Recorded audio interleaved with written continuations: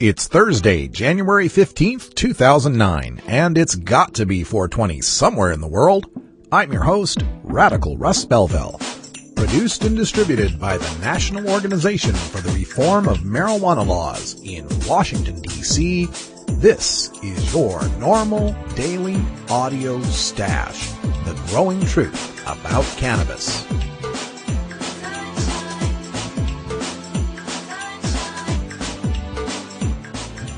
Welcome to the most popular podcast regarding marijuana in all of America and all the world, featuring interviews with scientists, politicians, doctors, prohibition policy activists, regular cannabis consumers, musicians, and NORML staff and NORML's board of directors, along with music and comedy no other podcast can offer.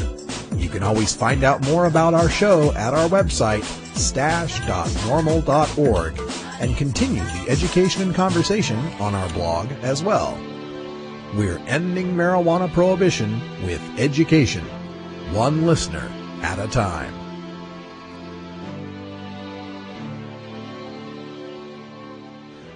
The podcasting and blogging technology for the NORML Daily Audio Stash is provided by Red Aphid Interactive Media. For your professional web design needs, visit redaphid.com.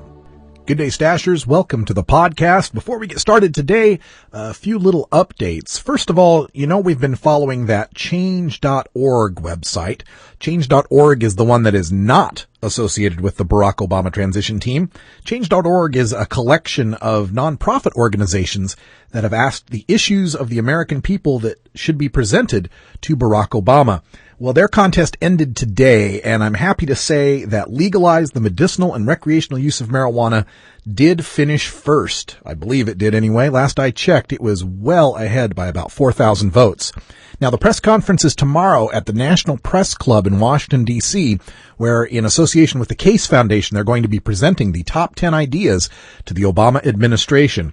It remains yet to be seen if there will be any mainstream media coverage of this event, but we will bring it to you here at the Daily Audio Stash. It takes place at 9 tomorrow morning, so stay tuned to the stash and we'll get you the results from that as soon as we can. Also, at the other website, change.gov, and that is the one that's associated with Barack Obama's transition team, they've opened up something that they're calling the Citizens Briefing Book, where once again citizens can submit their policy ideas and vote on them. And guess what's number one again, with 44,950 points, at least when I last checked, was ending marijuana prohibition once again. Now, we've been ignored by the Obama transition team twice now in this change.gov website, so I can't get too excited about going over there a third time and clicking on an idea that they're bound to ignore once again. But, clicking doesn't cost anything. Why not? Head over to change.gov and give them a click there for the legalization of marijuana. We've got links up on our website at stash.normal.org. Also, a couple of news items on state medical marijuana that I want to get out of the way as well.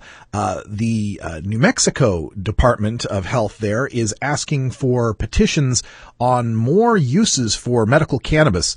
New Mexico has some of the most restrictive list of conditions, which only includes cancer, glaucoma, MS, epilepsy, spinal cord damage, and HIV/AIDS.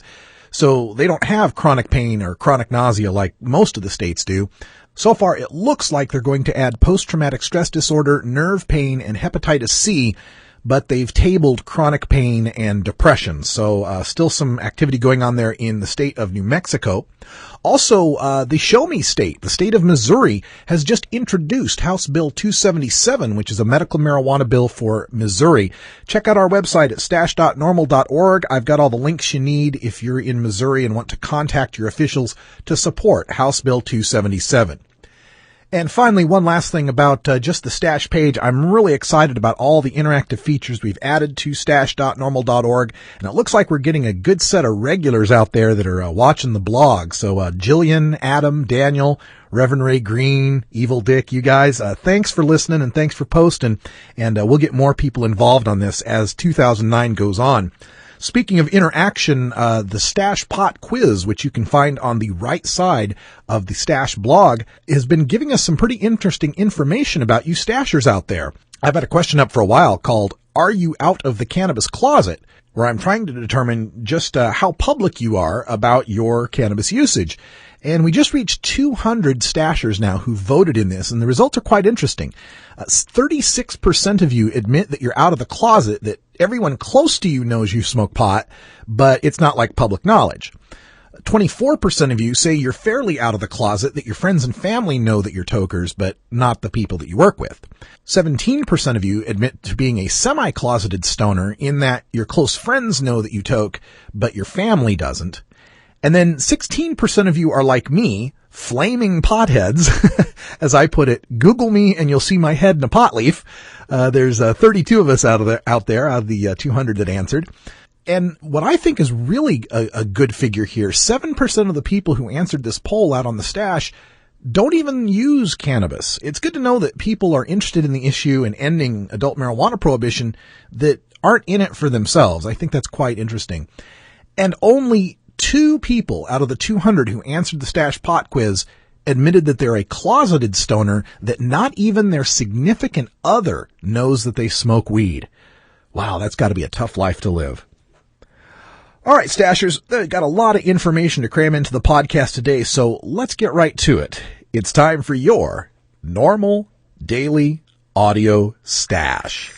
Hello, I'm Paul Stanford from the Hemp and Cannabis Foundation, or THCF. Medical marijuana is legal in 13 states today, and THCF has clinics in 8 of those states. Our doctors help qualified patients obtain an authorization for medical marijuana in their state. Patients are eligible for medical marijuana with a history of either severe chronic pain and or nausea, cancer, AIDS or HIV, hepatitis, glaucoma, seizure disorders like epilepsy, chronic muscle spasms such as multiple sclerosis or asthma, neurodegenerative diseases such as Alzheimer's, and gastrointestinal disorders like IBS or Crohn's disease. If you or someone you know has one of these conditions, our doctors will help you obtain a permit for medical marijuana. THCF Medical Clinics has offices in Washington State, Oregon, California, Colorado, Hawaii, Nevada, Montana, and now Michigan. Call 1-800-723-0188 or go to the web at hemp.org or 1-800-723-0188.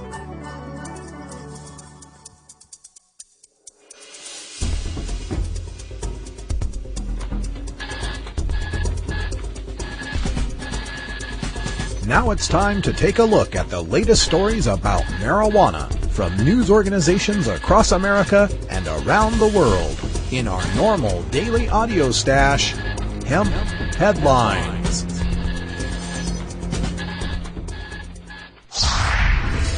U.S. military.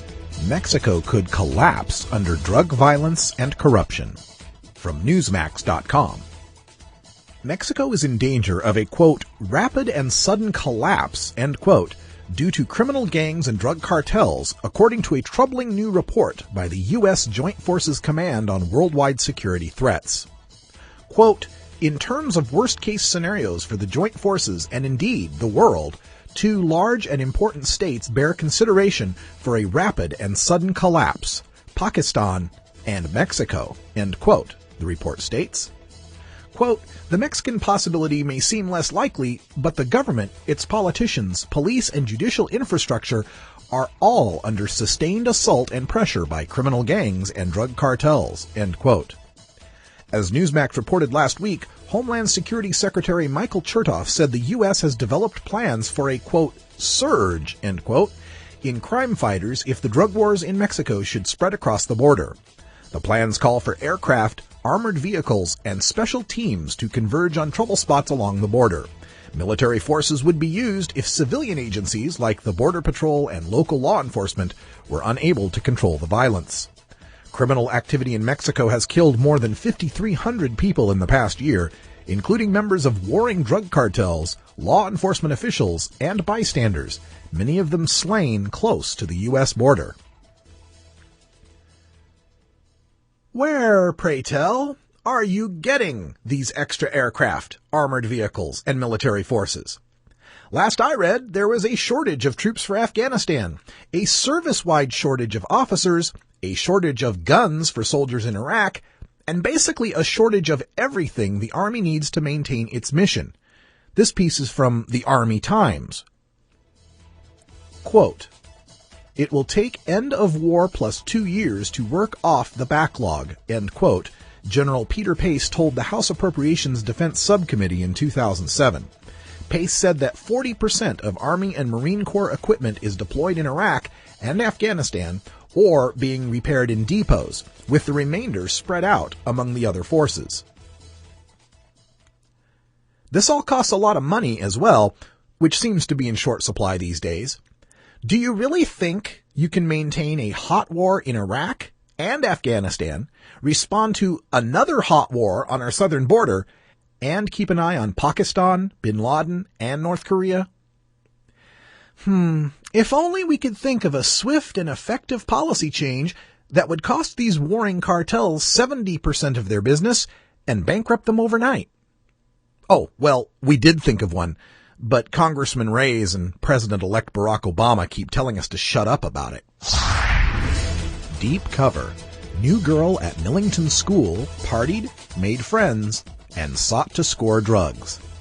From the Memphis Commercial Appeal. The new student at Millington Central High School was freaking out in study hall. She'd just been talking to a boy about scoring some drugs one late September day when she turned to get her purse and couldn't find her cell phone inside.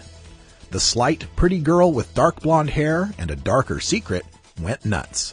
She jumped up and dumped the purse out onto the table, demanding, "Who took my cell phone?" The phone's loss itself was of no importance. But if the thief bothered to call the stored numbers, he'd hear such greetings as, "This is Inspector Charlie Coleman of the Millington Police Department." Police shut her phone off in an hour before anyone stumbled upon its secrets. Operation Trojan Horse would continue for 3 months until police swarmed campus on December 16th. The day before, the new girl had quietly left school for good. Officers arrested 13 students for selling drugs to a person they thought was one of them. All transactions were recorded. This is the story of a 21-year-old female officer who infiltrated a high school with a fake 17-year-old identity.